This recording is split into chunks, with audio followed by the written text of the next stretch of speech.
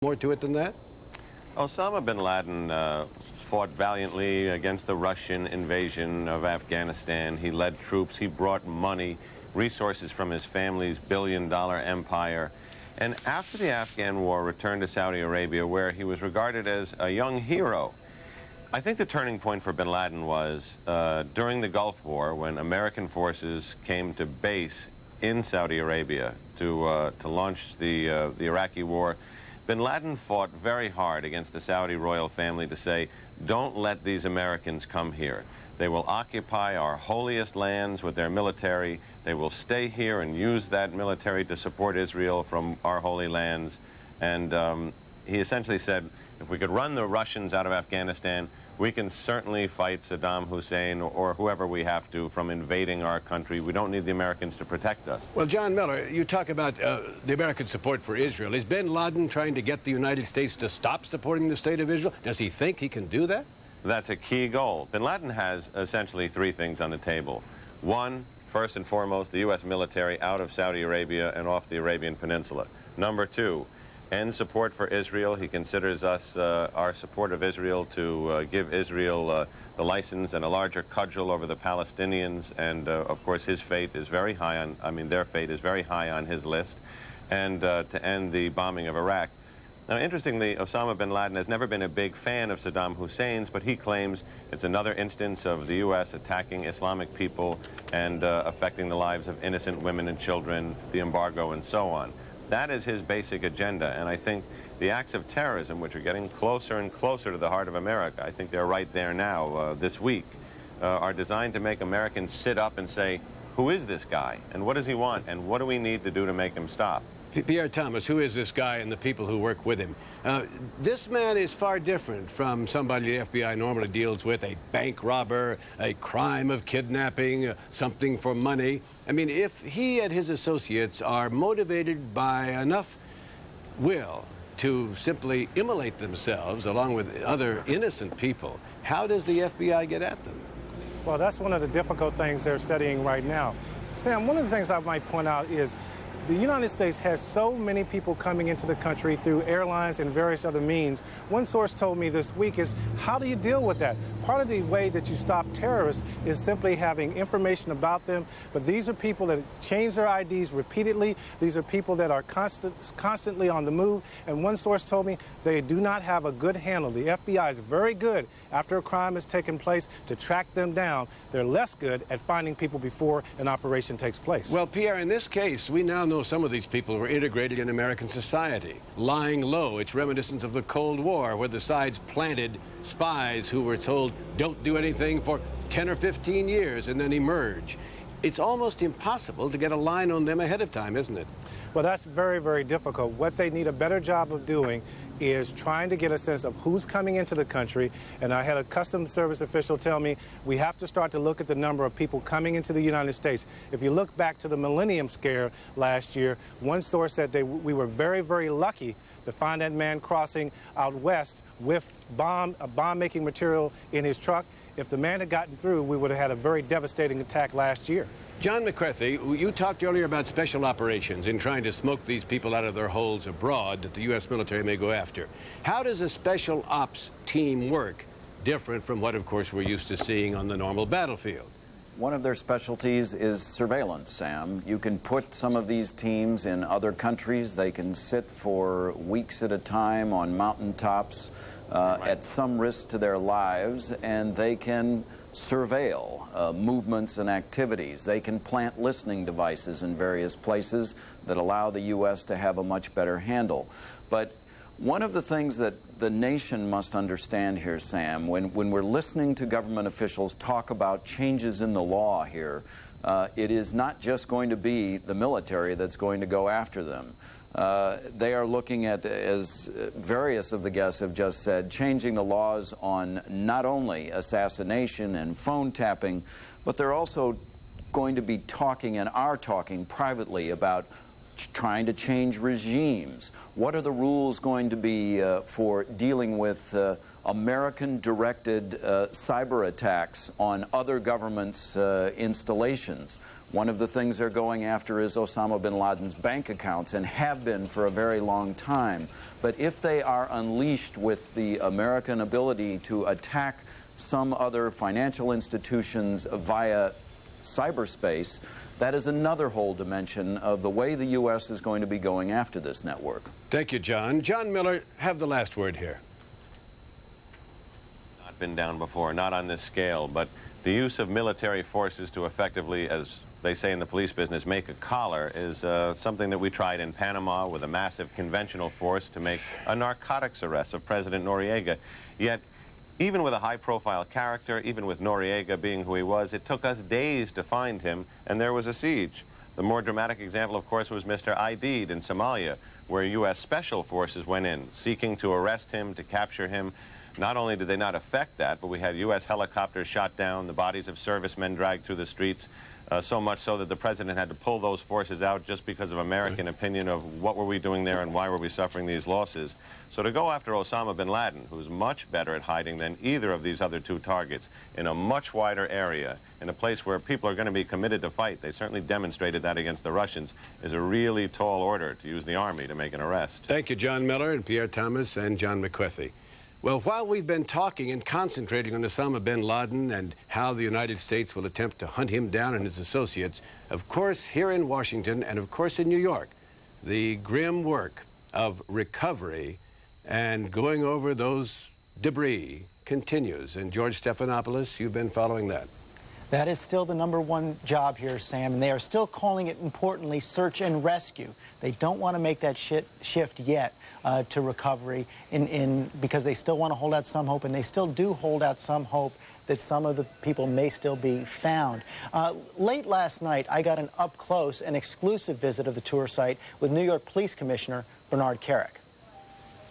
3 nights ago, this place, I mean, all over here was covered, saturated with the debris.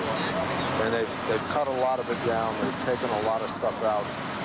They've had lines of cops and firemen, mostly firemen, just lines of people. Thousands of guys have been up in there digging through the debris looking for survivors. And this is what's left. We have a couple thousand guys working out here. The firemen, you know, these guys they're going into certain spots where we think, where they believe there may be voids or holes or vacuums. And they've got to be careful. There's 6 or 7 floors underneath this that they're climbing down into. What do you think when you look at those ruins, is all you can call it? It disgusts you. I mean, it's, you know, it puts a knot in your stomach. Not in your stomach. How much longer can you go at this pace, cleaning up this? We're going to go until it's over. Any idea how long that's going to be? I have no idea, don't know, don't care. We're going to go until it's over. As long as it takes. And that's exactly the message delivered by Kerik's boss, New York Mayor Rudy Giuliani. I spoke with him earlier today. Mr. Mayor, I know you've been getting by on very little sleep, so thanks very much for taking the time to be with us this morning. Thank you, George. Let me start. I was down on the site last night with Commissioner Kerik, and they seem to be making great progress last night in cleaning up that area. What's the latest from your view? They are making great progress. I flew over it yesterday, coming back from the firefighter funerals, and I had flown over it the day before. And just in one day, the progress is enormous. If you need numbers to sort of visualize it, we've removed about 21,000 tons of debris. We've had about 1,200 truckloads that were taken out over the last several days, and they've also cleared all of the roadways so that you can now do a lot of the recovery activity a lot easier. So it should go even faster now, and let's hope and pray that we can recover some people. That's our real hope. It's everyone's hope, Mr. Mayor, but no one has been rescued, I think, since Wednesday. And I know this is a delicate issue for the families, but when do you make the decision to switch this from a search and rescue operation to a pure recovery effort? When I'm told by the experts, police, fire, the FEMA, federal experts and state experts, when I'm told by them that that's no longer a realistic possibility.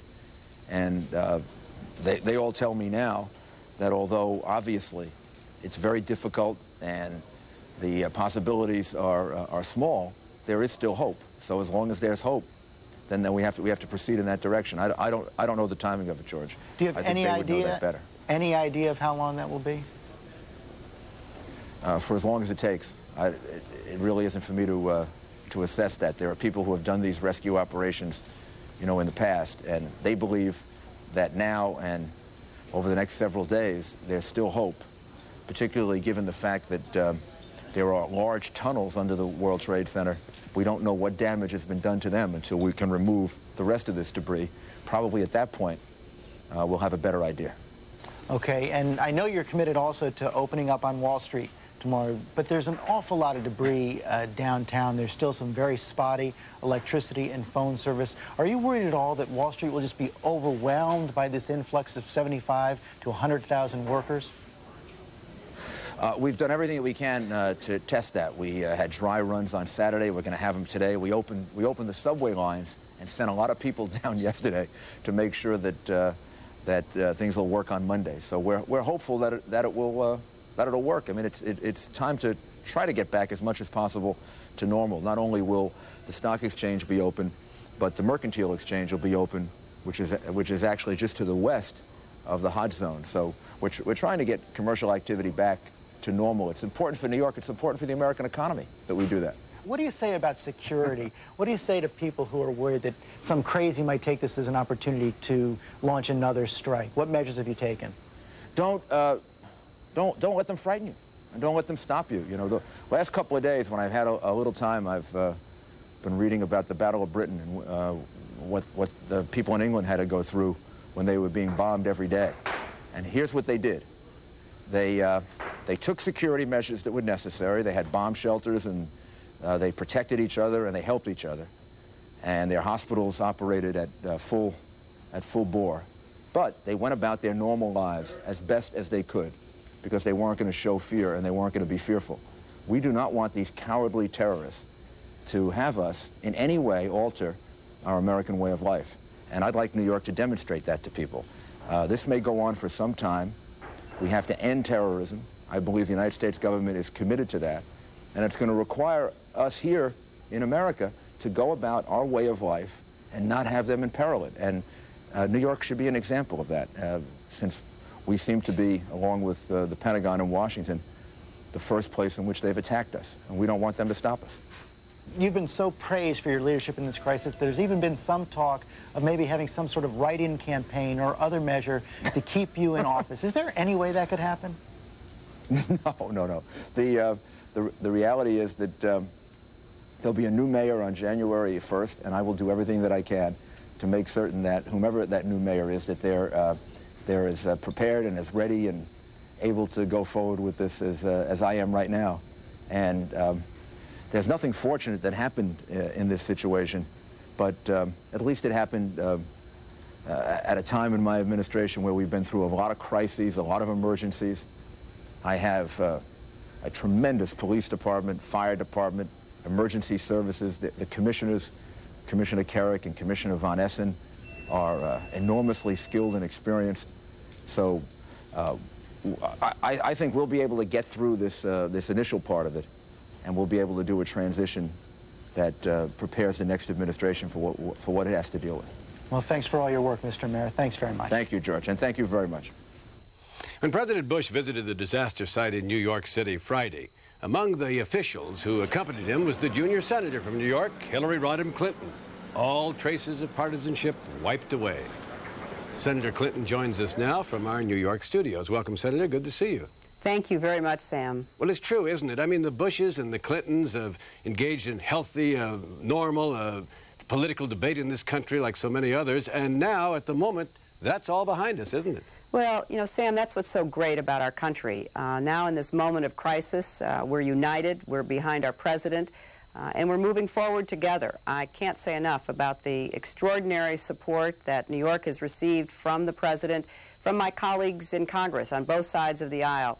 And I know that we're going to have whatever support New York needs in order to rebuild lives and rebuild our city. I read a couple of op-ed pieces in a couple of New York newspapers suggesting that President Bush should have come earlier. I mean, do you think he should have come earlier? Oh, Sam, I don't see any reason to engage in that kind of second guessing. I was delighted that the president got here as soon as